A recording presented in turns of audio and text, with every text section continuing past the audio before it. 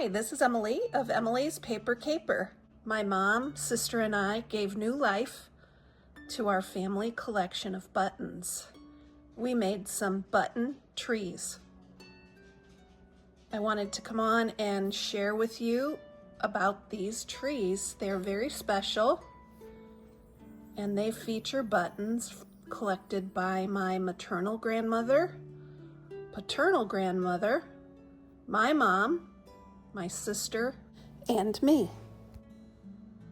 You can look at these trees for a long time and still see new things. There's so many buttons on here, and it is fun to look at them.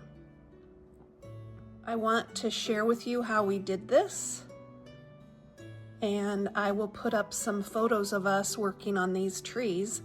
These three are my trees. I did 3, my sister did 1, my mom did 2.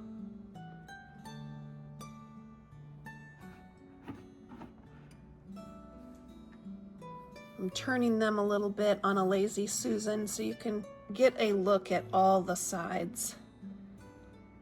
These were super fun.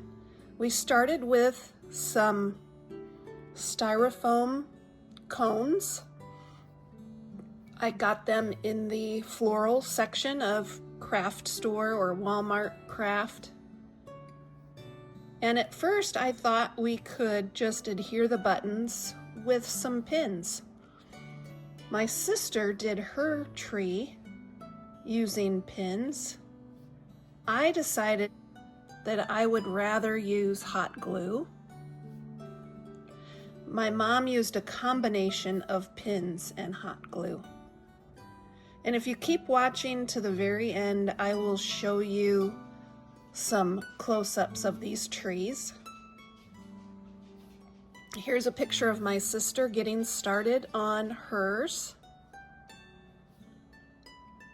But it started way before that.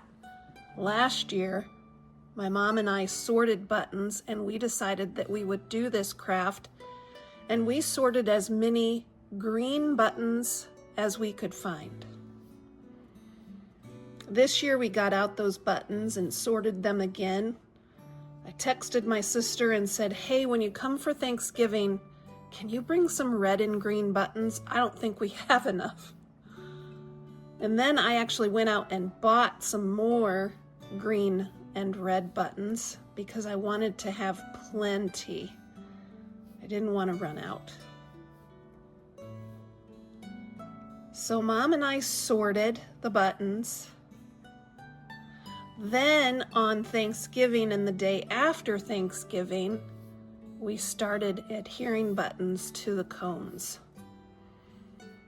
To get one tree done, it was probably 3 or 4 hours of gluing.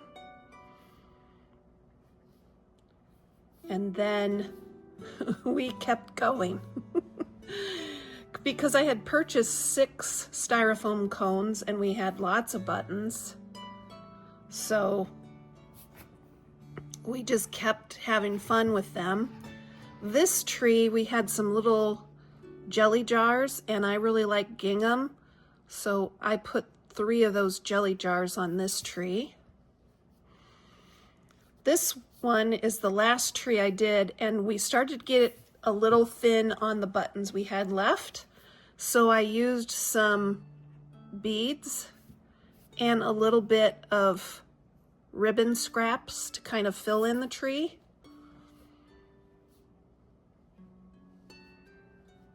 And then if you look closely, you might see some green styrofoam peeking through, but we tried to add stickles to cover up spots that had foam showing through, just to add a little glitz and glam to the trees. We have some of my favorite buttons are the heart, the gingham, the bows,